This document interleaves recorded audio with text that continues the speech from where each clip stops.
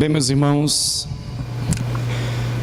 hoje nós vamos, pela graça e a bondade de Deus, concluir o nosso estudo durante esses 3 meses, em que nós nos mobilizamos a estudar a importância de uma vida piedosa a partir de uma mentalidade peregrina. Nós estudamos esses 3 meses e nos baseamos na vida dos santos do Antigo Testamento, na vida dos santos do Novo Testamento, na vida da igreja, principalmente no período dos reformadores, o período dos puritanos. Aliás, o período do puritanismo, ele serviu muito de base para nós, para que nós pudéssemos extrair alguns exemplos, alguns padrões de vida de homens e de mulheres que viveram piedosamente e que agradaram a Deus, vida essa em que eles tinham como finalidade o amor e a preservação das Sagradas Escrituras em suas vidas. Vários foram os temas que nós abordamos, tá bom? Creio eu que pela misericórdia de Deus, o Espírito Santo nos direcionou para que nós abordássemos tudo aquilo que tem um significado, tem um valor muito fundamental na vida cristã. Nós abordamos os mais diversos temas que até então englobam a vida de um servo e de uma serva de Deus. E hoje nós vamos concluir, tá bom? E o texto que nós vamos fazer menção é a carta aos Hebreus. Toda a nossa exposição escriturística nessa noite nós vamos tentar abordar precisamente o capítulo 11 da carta aos Hebreus. Hebreus capítulo 11, versículos 13 e 14, tá bom? Nós vamos nos apoiar nesse texto, vamos nos apoiar nos exemplos de alguns homens de Deus do tempo dos puritanos, principalmente num livro muito famoso, que eu acredito que os irmãos devam ter lido, e se não tiver lido o livro, no mínimo assistir o filme O Peregrino, de John Bunyan.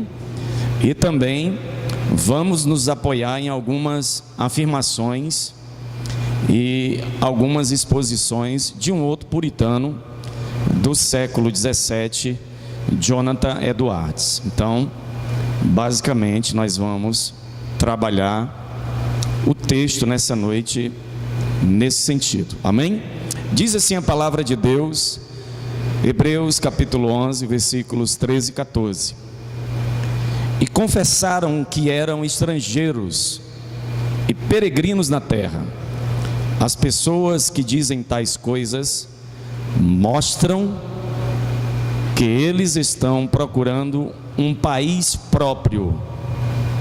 Palavra do Senhor. Oremos novamente, irmãos. Senhor, eis aí a tua palavra, nós nos curvamos diante da tua majestade, reconhecemos, ó Deus, a tua autoridade sobre nós, a autoridade da tua palavra, e te pedimos que pela tua eterna misericórdia, o teu Espírito Santo nessa noite venha nos auxiliar na compreensão das verdades eternas e imutáveis que o Senhor tem a tratar conosco. Ó Pai, ajuda-nos, porque nós reconhecemos, Senhor, que nada somos sem Ti, nada podemos sem Ti, Senhor. Pois assim nós te pedimos e te agradecemos em nome de Jesus, o Teu Filho amado. Amém e amém. Meus irmãos, na nossa palavra introdutória, nós queremos em primeira mão salientar o conteúdo ou o escopo maior do capítulo 11 da carta aos Hebreus. Na maioria das nossas Bíblias hoje nós encontramos uma epígrafe no capítulo 11 da carta aos Hebreus, como sendo o seu título maior, considerado e narrado como os heróis da fé. Entretanto, a abordagem do escritor à carta aos Hebreus, no capítulo 11, ele fala realmente sobre a importância da fé, como homens e mulheres que viveram piedosamente, viveram uma vida devotada a Deus, alcançaram pela misericórdia de Deus aquilo pelo qual eles foram chamados. Mas, entretanto, basta salientar para os irmãos também que, além do fato da importância da fé na vida desses homens e mulheres, nós notamos também a intenção do autor de mostrar que todos estes que assim viveram pela fé, mas viveram focados, viveram destinados ou com a sua vida totalmente devotada a uma situação superior, voltada para uma questão ainda maior do que até então nós lemos nas Escrituras no Antigo Testamento. Observamos, quando lemos o capítulo 11, que o enfoque do autor é mostrar que estes que viveram pela fé, eles viveram à procura, eles viveram em obediência a uma palavra que até receberam da parte de Deus, mas eles procuravam e eles obedeciam a Deus, porque eles foram chamados para uma pátria maior, para uma pátria superior, é o termo que é utilizado pelo comentador aos Hebreus. Daí então essas pessoas serem intituladas como peregrinos ou como forasteiros em terra estranha. E a ênfase maior do comentador aos Hebreus, ele depara-se justamente na vida dos patriarcas, mais precisamente na vida de Abraão, na vida de Sara e na vida de Jacó, porque estes declararam abertamente que eram peregrinos, estes falaram abertamente nas suas gerações que eles eram forasteiros.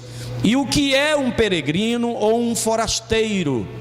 É apenas aquele que está de passagem, ele está viajando rumo a uma pátria ou um lugar destinado a ele.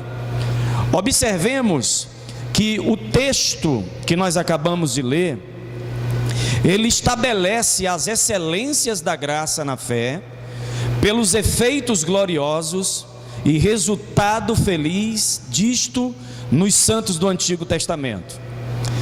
Na parte anterior do capítulo, ele fala particularmente de Abel, Enoque, Noé, Abraão, Sara, Isaque e Jacó.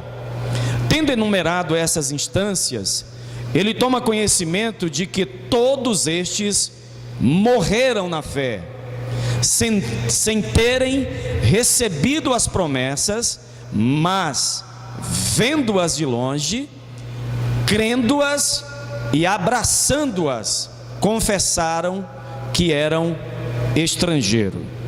Notem os verbos, as palavras utilizadas pelo autor. Morreram sem ver, crendo, abraçando e confessando que eram estrangeiros.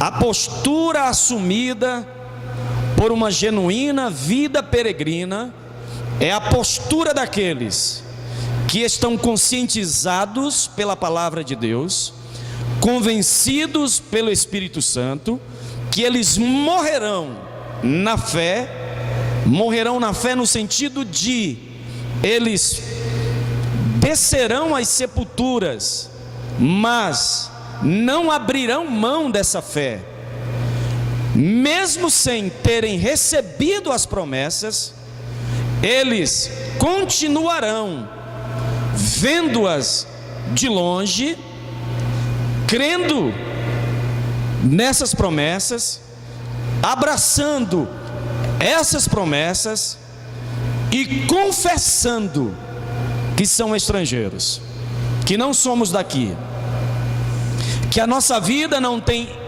nada a ver com esse mundo, a nossa vida não tem nada a ver com os princípios, com os valores, com os padrões e com os prazeres deste mundo. Nestas palavras, o escritor parece ter um respeito mais particular a Abraão e Sara e seus parentes, que vieram com eles de Harã e de Ur dos Caldeus, como aparece no verso 15, onde ele diz: e se na verdade se lembrassem daquela de onde haviam saído, teriam oportunidade de tornar. Muito importante isso, nós salientarmos com a igreja do Senhor, porque esse verso 15 mostra que estes homens e mulheres que assumiram uma vida peregrina, eles tiveram a oportunidade de voltar, se eles quisessem. Mas o chamado de Deus em suas vidas, a palavra de Deus em suas vidas, foi tão convincente, tão extraordinário, que eles não tinham mais como retornar, como regressar às suas terras de onde eles haviam saído. Tornar para eles, ou regressar para eles, significava em absoluto morte, significava em absoluto um abandono total de uma promessa superior e extraordinária que um Deus desconhecido até então haviam feito promessas para eles, e eles tiveram essa oportunidade de retornar, mas eles não retornaram, porque Deus os sustentou do começo do chamado até o fim do chamado de suas vidas. Duas coisas podem ser observadas aqui. Primeiro, que estes santos confessaram de si mesmos que eram estrangeiros e peregrinos na terra. Assim temos um relato particular a respeito de Abraão: estrangeiro e peregrino sou entre vós, Gênesis 23, verso 4. E isso parece ter sido o sentimento geral dos patriarcas, pelo que Jacó diz a Faraó, e Jacó disse a Faraó: os dias dos anos das minhas peregrinações são 130 anos, poucos e maus foram os dias dos anos da minha vida, e não chegar aos dias dos anos da vida de meus pais nos dias das suas peregrinações. Gênesis 47, versículo 9. O salmista, no Salmo 39, versículo 12, ele também diz: porque sou um estrangeiro contigo e peregrino como todos os meus pais. A segunda coisa é a inferência que o escritor tira daqui, que eles procuravam um outro país como sua casa, porque os que isto dizem claramente mostram que buscam uma pátria. Hebreus 11, 14. Confessando que eram estrangeiros, eles claramente declararam que este não é o seu país, que este não é o lugar onde eles estão em casa. E ao confessarem ser peregrinos, declararam claramente que esta não é a sua morada definitiva, mas que eles pertencem a algum outro país, o que eles buscavam e para o qual eles estavam viajando. Dito essas coisas, meus irmãos, nós podemos aprender. Primeiro, que esta vida que todos nós temos, que eu tenho, você tem, que ela seja gasta como sendo apenas uma jornada ou peregrinação em direção ao céu, pois não devemos descansar neste mundo e em seus prazeres, mas devemos desejar o céu. Devemos buscar primeiro o reino de Deus, como disse Jesus em Mateus 6,33. Devemos acima de todas as coisas, desejar uma felicidade celestial, estar com Deus e habitar com Jesus Cristo. Embora rodeado de prazeres exteriores e estabelecidos em famílias, como nós temos, com amigos desejáveis e relacionamentos, embora tenhamos companheiros cuja amizade é agradável e filhos em que vemos muitas qualidades promissoras, embora vivamos com bons vizinhos e sejamos geralmente amados, onde conhecidos, ainda assim não devemos ter o nosso descanso nestas coisas como nossa porção. A nossa vida deve ser encarada, acima de todas estas coisas que foram citadas, como uma jornada ou uma peregrinação em direção ao céu. Ainda que Deus tenha nos abençoado com a melhor família, com os melhores amigos, com as melhores oportunidades na sociedade, ainda que nós tenhamos uma boa vizinhança, excelentes relacionamentos, isto não pode ser comparado e nem pode ser considerado como uma porção maior de Deus para as nossas vidas. Devemos pegar todas estas coisas, identificá-las como dádivas de Deus, como bênçãos de Deus, para a manutenção da nossa vida terrena, para o nosso contentamento enquanto aqui estivermos.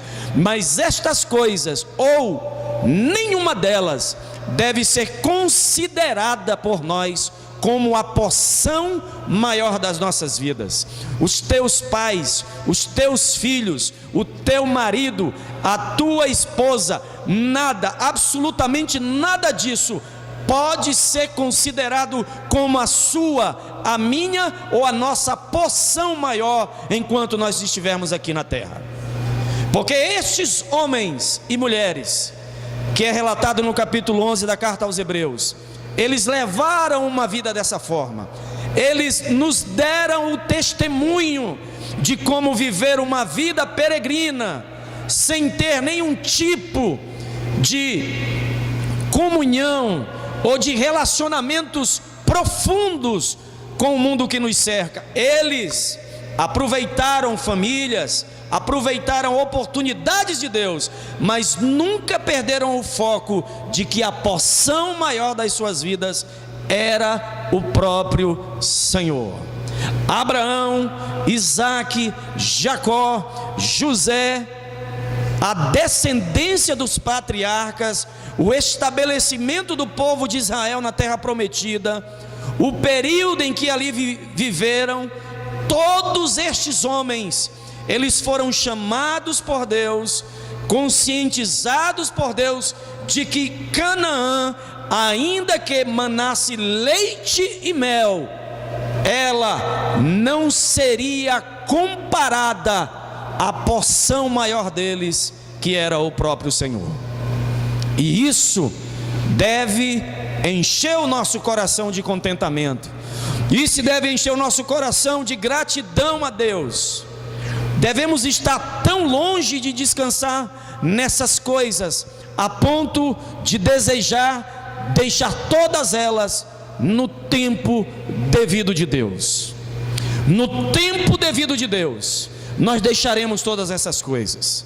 Nós deixaremos familiares, nós deixaremos amigos, nós deixaremos oportunidades na sociedade, nós deixaremos tudo isso no tempo devido de Deus.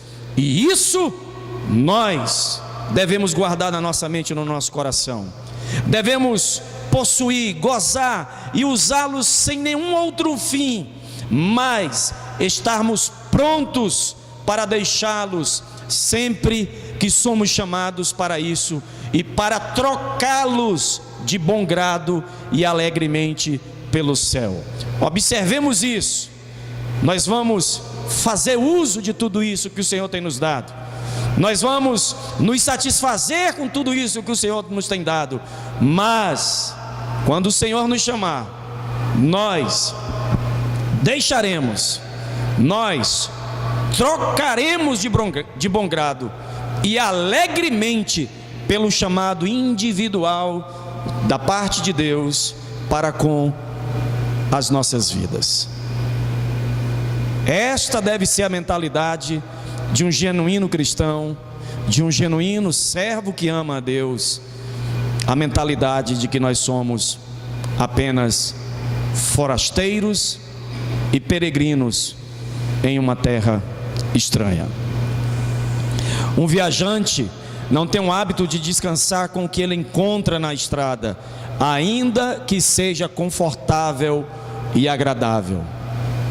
Ainda que seja confortável e agradável, tudo isso que o Senhor tem nos concedido,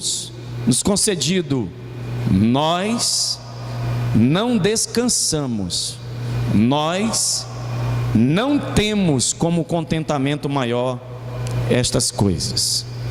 A própria lei de Deus, a própria Torá, quando estabelecida pelo próprio Deus e dada pelo próprio Deus ao seu povo, o reagrupamento dos mandamentos, a ordem em que cada mandamento foi colocado, de uma maneira muito sábia, de uma maneira muito ordeira da parte de Deus, nos salienta qual o grau de valores de todas as coisas que são pertinentes à nossa vida. Deus deixa claro, em primeiro lugar, deve-se amar a Deus acima de todas as coisas, acima até mesmo de tudo isso que representa a bênção de Deus em favor das nossas vidas. Quando você chega no quinto mandamento, que é honrar pai e mãe, Deus está dizendo: você deve honrar, você deve zelar, você deve amar, mas observe em que nível, grau está o seu amor, o seu querer, o seu prazer, a sua satisfação, considerado aquilo que é requerido a mim. E Jesus, durante seu ministério, ele vai reforçar isso, dizendo que aquele que não deixar amor de pai, amor de mãe, amor de irmão, por amor a mim, não é digno de mim. Amar a Deus sobre todas as coisas, ter a consciência de que Deus é a nossa porção maior.